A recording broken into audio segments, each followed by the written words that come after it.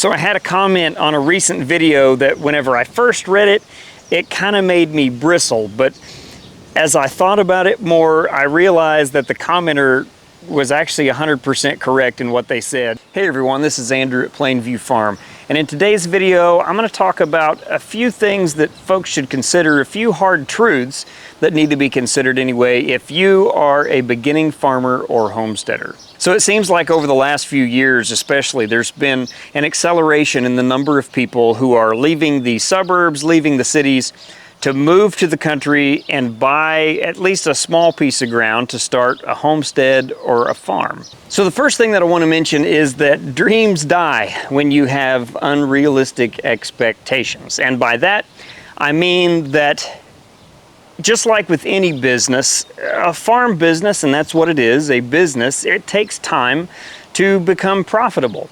Now, I'm not talking about income, I'm not talking about revenue, I'm talking about a real profit whenever you've got all your bills paid and whatever is left over is what you're holding in your hands, okay? A true profit. If you're not realistic about your own limitations, your own skills, abilities, all of the different variables that come into play, your chances of reaching that point where you're actually going to make a profit is much harder. In fact, the less planning you do, the fewer considerations you make, the more likely you are to fail. Don't allow yourself to fall into this trap of thinking that you're going to be some kind of overnight success. Don't fall into this trap of field of dreams type planning, and by that I mean, you know, if you build it, they will come type of success.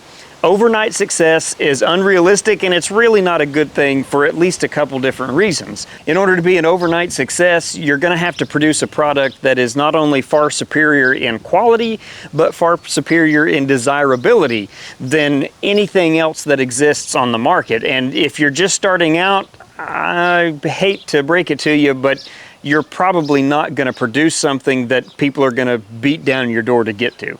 A second reason you should guard yourself against these thoughts of overnight success is that it deprives you of the opportunity to learn. And I know that's not a whole lot of fun. That's not a real exciting prospect. Everybody wants to just find immediate success.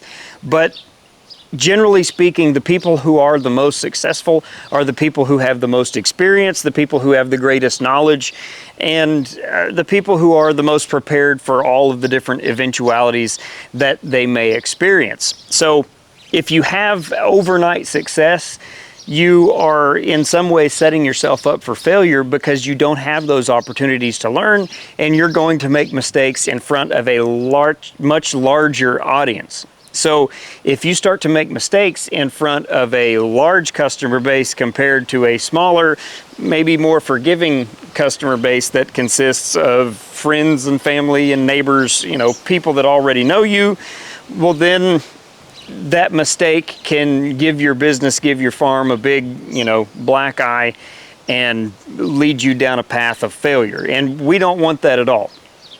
Generally speaking, slow and steady wins the race, to use an old cliche.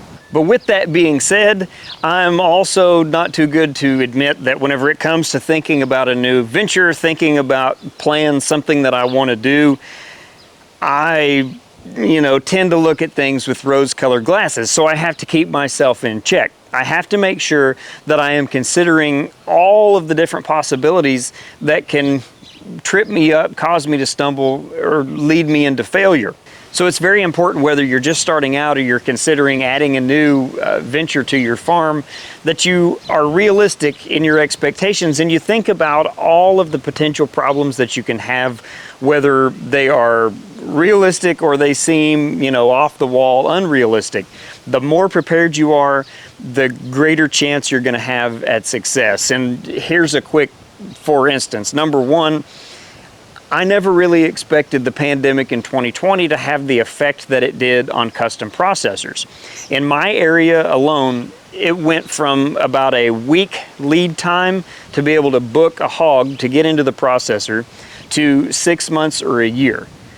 So you had to know whether you were going to have a pig ready to go to the processor 6 months or a year ahead of time. Now, if you just went out and you bought a group of feeder pigs and you thought, well, I'm going to feed these things out and I'm going to raise them up and sell them, well, if you didn't have your dates booked, you weren't going to sell those hogs, at least not to a consumer, at least not someone that was going to take them to a custom processor. It just wasn't going to happen. And whenever you have to think about feeding pigs that are actually ready to go to the butcher right then, you think about how much feed these animals are eating, and the idea of even having to feed them for a couple months longer than you expect, you really start to eat into your profit margin, and it doesn't take you very long to end up at a loss on those animals. Now, like I said, that's probably an extreme example, and there weren't a lot of folks that were thinking that this pandemic would come along and have the effects that it had. But a smaller, maybe closer to home example might be that in my area, a lot of processors will stop taking orders during deer season. And the reason is because deer season is one of the busiest times of the year for these custom processors, and they just simply don't have the room. There are folks out here that they may be hunting, they harvest a deer and they bring it by, they drop it off at the processor, and so they don't know how many animals they're going to have in one day. They don't know exactly what their day is going to look like, so they will basically block out a period of time. Now, if you are planning to have animals that are ready to go to processing in that window of time, you may find yourself having to hold on to them for at least a little bit longer than you planned. And naturally, whenever you have to keep that animal longer than you plan, there's additional expenses. So, like I said, there's several different things that can create problems for you, and you have to try to prepare for as many of them as you can. So now that brings me to my next major point here, which is abnormal is normal and average is unrealistic. So planning is something that is pretty important to farmers. We have to be able to look out and get an idea of what we think we're going to need in terms of feedstock for our animals, what we think the yields might be. You know, there's a lot of projection that goes on, and so, you know, we try to use averages to make our plans. However, like I said, averages are unusual. The averages that are used for weather, for frost dates, for rain amounts, the averages that are used for crop yields, all of these things can vary greatly from one year to the next, because one year we can have a drought and the very next year we can be flooded out, and both can have equally damaging results on your farming operation. So it's important to understand that things aren't always going to be the same. On my farm 2 years ago, I was grazing stockpiled grass on New Year's Day. But this past year, I was feeding hay at the end of October, sooner than I was planning to feed hay last year. And if I had miscalculated by even 2 or 3 large round bales of hay, I would have been in trouble, because I ran out of hay at just the right time whenever the grass really started to grow this spring. So I managed to scrape by the skin of my teeth, and if things hadn't worked out that way, if I had been out looking for hay, I would have been in trouble, because hay was hard to come by because of that drought. Now, another example for you here is that earlier this year, one of my sows had 14 piglets, 14 live birth piglets. And I was excited. I was ecstatic. I couldn't believe that she'd had 14 live births. That was incredible, especially for her breed. Then, just a few hours later, of those 14, there were only 3 remaining. And you want to talk about putting a pin in your balloon, that'll definitely do it. That was only her second litter. Her first litter, she weaned 4 pigs, and there were 10 live births, if I remember correctly. And my thought was that, well, that was her first litter. You know, maybe she's still just trying to figure things out. And she did show some pretty good tendencies. She, you know, showed some promise. But ultimately this year, whenever she should have had things all figured out, it went horribly, horribly wrong. And that sow is no longer on the farm. I spent a great deal of money on feed. I spent a great deal of time raising her up to prepare her to be a brood sow. I expected far greater things from her, and it just didn't pan out. So those are just two pretty basic examples of how quickly things can turn on you.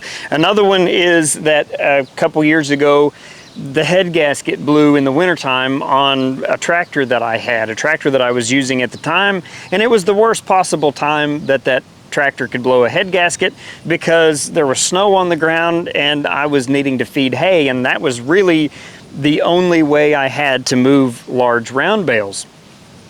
So I had to suddenly get inventive and try to figure out another way to move these hay bales so that I didn't damage the tractor, damage the motor of that machine before I was able to get it repaired. So I guess what I'm trying to say here is that you shouldn't allow yourself to be surprised by surprises.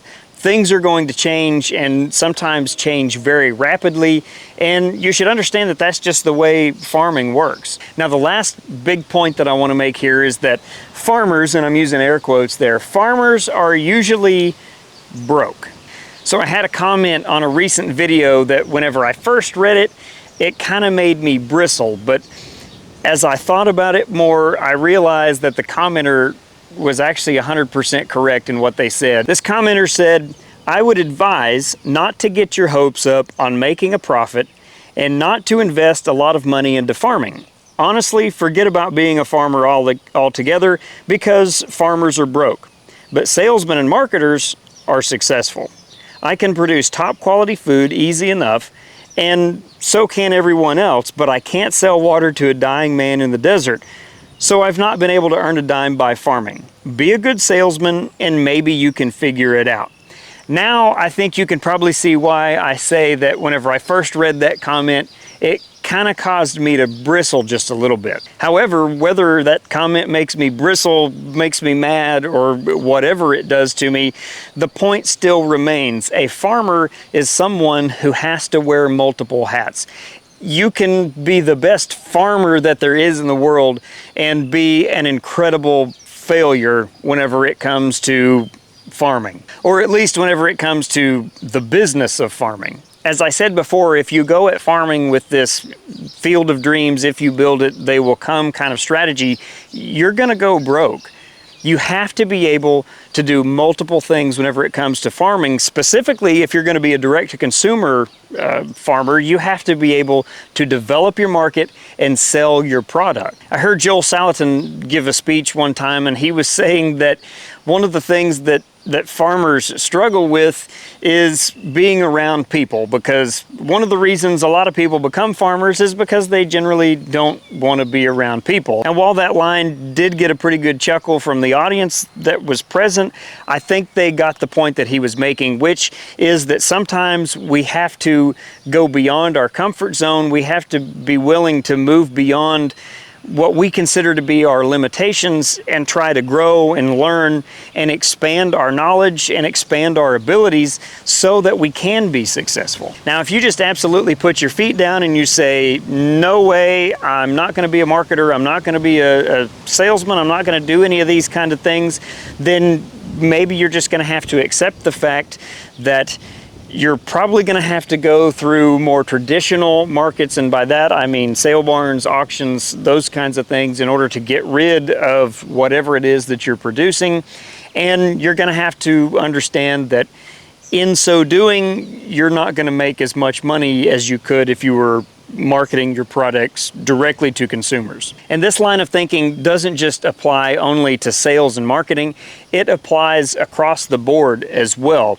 The most successful farmers you will find can do multiple things. Like I said before, they wear many different hats. They have the ability to diagnose and make repairs to their equipment. They also have the ability to diagnose illness and administer medications to their animals. They have the ability to build barns, build corrals, build fences. They are inventors, they're fabricators, they're horticulturists, agronomists, you name it, okay? There are so many different areas that farmers have to be active if they're going to be successful and if they're gonna make the most that they can off of whatever it is that they're producing. The more skills that you are able to develop, and I want you to focus on that word that I just used there, okay? It's develop. The more skills you're able to develop, the more successful you are going to be. Now, if I were to go back in time 20 years and tell my 18-year-old self that I was going to be able to do all the things that I'm able to do today, that I was going to have all of the different skill sets that I currently have, I would probably be somewhat shocked at the very least. Honestly, whenever I was 18 years old, I had a one-track mind about what my life was going to be, and it wasn't this. Now, one of the best lessons that I ever learned from my dad was that if you have the ability to read, you have the ability to learn how to do basically anything. And I have found that to be true time and time again. I have a pretty good library of books that tell me how to do any number of things. And I continue to go back to that library of books multiple times, because as time goes on, maybe you forget how to do something or whatever it may be. And also, of course, YouTube is a great resource these days. You can learn how to do any number of things if you find a good teacher on YouTube. But at the end of the day, you have to actually be willing to learn how to do those things and to go through the growing pains that come along with it. Now, I also want to throw in one more thing here, which is I don't want you to think with what I've just said that you have to be totally 100% self-sufficient. There's a lot of people out there that are major proponents of being self-sufficient, and I understand the draw of that, okay, what is so appealing about being self-sufficient. But at the same time, you also have to be willing and have to understand that it's important from time to time to be able to lean on others. If you can't do that, then you're likely to burn yourself out, and what was your dream of this great lifestyle will suddenly become a job, will suddenly become a burden. So if you need help, be willing to reach out and ask for help, whether it's from your family, your friends, or your neighbors. Be willing to develop that kind of community and be an active participant in that community to receive help and give help as well. Now, farming is a team effort, a family enterprise. It's something that can be done on your own, but in many times it's always nice to have folks around that are willing to help out. And in my case, I have children who are actually still relatively small, and my kids, they've taken an interest in different things on the farm, and whenever they take an interest in those things, I try to give them some responsibility in those areas, and as they grow, their responsibilities will grow with them, and so then I don't have to spend as much time worrying about this one particular aspect of the farm. I can kind of go into more of a overseer, manager type role and let them take care of the day-to-day tasks of that specific project or area of the farm. And it's also a great opportunity to teach your children about work, about real life, how things actually work in this world, where their food comes from. And it also gives them an opportunity, maybe whenever you reach that point, if you're willing, to earn a little bit of money. So I hope you found this video to be useful, and I want you to understand that all of this information, I'm not saying this because I want to discourage anyone from becoming a farmer, from buying a homestead or anything like that, but in fact, I want you to be successful, and so I want you to consider these things if this is a lifestyle you're considering pursuing. So like I said, I hope you found this video to be enjoyable, if not useful. And if you did, please do me a favor and hit that like button. And if you have not, please, I ask that you would consider subscribing to our channel. As always, I appreciate you watching. We'll see you next time.